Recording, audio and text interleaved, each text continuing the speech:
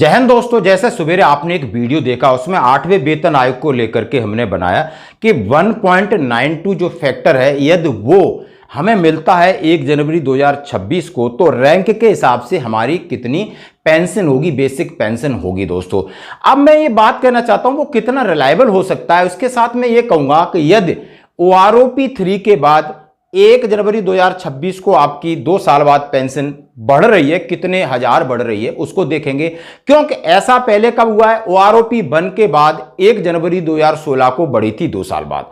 तो उनके आंकड़े देखेंगे और ये आंकड़े देखेंगे, आपको लग जाएगा लगभग कि नहीं इतनी तो बढ़ सकती है या छोटा मोटा अप एंड डाउन हो सकता है, लेकिन ये बात फैक्चुअल है। आइए सबसे पहले, जैसे कि सुबह मैंने आपको बताया था कि रैंक के हिसाब से OROP 1 में हमारी कितनी तनख्वाह थी, 2.57। 1 जनवरी 2016 को कितनी हुई, OROP 2 में रिवीजन में कितनी हुई, OROP 3 में कितनी हो सकती है, और DA 65% होगा तो कितना हो सकता है, यानी टोटल हमारी कितनी हो जाएगी।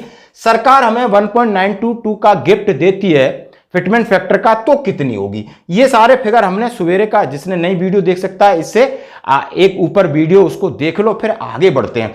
आगे बढ़ने का मतलब मेरा यह है, यदि सिपाही की 31 दिसंबर 2015 को, सॉरी 30 दिसंबर 2015 को 6,665 थी और एक दिन बाद उसकी 17,129 हो जाती है। एक दिन के बाद इतनी बड़ी है, कितना 10,000 का अंतर पड़ा है आज से 10 साल पीछे। 10,000 का अंतर पड़ा है कि 6,665 से 17,129 हो सकती है, तो क्यों नहीं 20,450 से 33,000 आपकी 39,265 हो जाए, यानी 20,450 के बाद 39,265 हो सकती है, 19,000 बढ़ सकती है, क्योंकि 10 साल में इस तरह आपका समझ सकते हो कि महंगाई बढ़ रही है। तो ये 10 साल पहले 10,000 बढ़ सकती है, तो 10 साल बाद 19,000 बढ़ना कोई बेमानी नहीं है। मैंने इसको एग्जांपल एक्सप्लेन करता हूं कि 6,665 को 2.57 से किया तो 17,129 हुआ 1 जनवरी 2016 को। 1 जुलाई 2019 को आपका 18,807 होता है।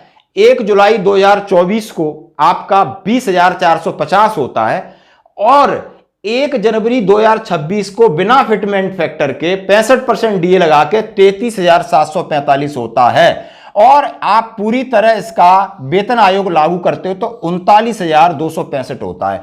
यानी ये एक दिन के बाद 10,000 बढ़ा है, तो 10 साल बाद 19,000 बढ़ना कोई बड़ी बात नहीं, मतलब ये मैक्सिमम होगा, इससे कम हो सकता है, तो ये फैक्ट है।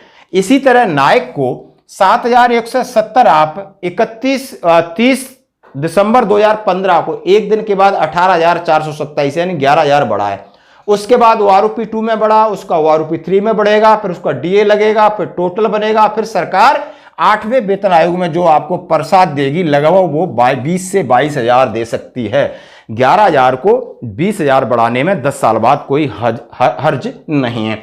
हवलदार आपका 60,808 से 12,000 बढ़ता है, एक दिन के बाद 20,067 हो जाता है, और जाके 2019 में 22,257 होता है। यानी ये बढ़ना नहीं है, OROP बढ़ना नहीं, OROP इक्वलाइजेशन है, समानता है, कभी घटेगी भी, अभी बहुत से फिगर आएंगे घटेंगे, और इसका फर्क 24,000 में पड़ता है, तो ये 24,000 बढ़ सकती है, यानी 20 से 24,000 बढ़ने की पूरी संभावना 100%।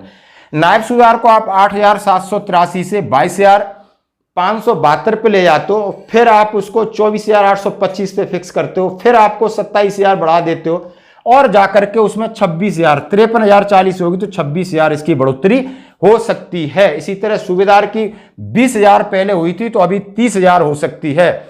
SM की 21,000 थी, तो अभी 31,000 हो सकती है। लेफ्टिनेंट की 25,000 थी, तो अभी इसकी 40,000 हो सकती है। कैप्टन की 26,000 पिछले बढ़ी थी, तो अभी 40 के ऊपर 42 तक बढ़ सकती है। यानी ये फिगर बढ़ सकते हैं। मैं ये आश्वस्त हूं कि कोई भी फार्मूला अक्वायर्ड फार्मूला लाते हैं, पे कमीशन बढ़ाते हैं, तब भी उन्हें 1.65 के ऊपर फैक्टर रखना है। कैसे रखना है कि इतना तो आपको DA के साथ अपने आप ही हो गया, फिर तो सरकार कुछ दे नहीं रही, फिर तो सीधा हो गया कि डीए मर्ज कर दिया और फिर शुरू कर दिया। वो तो अभी भी कर सकती है 50% डीए मर्ज करके, लेकिन नहीं कर रही। तो आपको 1.65 का फैक्टर हो गया, आप इस फैक्टर को वो 1.82, 85, 1.90 उस हिसाब से बढ़ाएगी। और मैं ये आश्वस्त हूं कि 1.65 से 1.92 से ज्यादा फैक्टर बढ़ेगा नहीं, इसी के बीच रहेगी।